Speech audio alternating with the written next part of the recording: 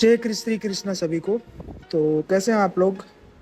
तो आज हमारा गोल है अपने डाइट और अपनी एक्सरसाइज को 1% इम्प्रूव करना। जैसा कि आपने देखा ही होगा 2 या 3 दिन के अंदर हमने हमारी डाइट में सोयाबीन ऐड किए हैं और इसके बाद हम स्प्राउट्स भी ऐड करेंगे धीरे धीरे। एंड स्टिल हमारा प्रोटीन इंटेक गोल हमें 120 ग्राम पर डे लेके जाना है, जो कि अभी 60 से 70 ग्राम है। जब जाके बॉडी में इम्प्रूवमेंट दिखना स्टार्ट होगा और हमको चाहिए मसल मास और स्ट्रेंथ, तो इस वजह से हमको ये चीज़ फॉलो करनी पड़ेगी। तो डाइट का है तो आप रेगुलर बेस पे करते रहिए, कंटिन्यू बनते रहिए हर चीज़ को कंटिन्यू। 1% आपका पर डे इम्प्रूवमेंट होगा तो बहुत बड़ी बात है आपके लिए।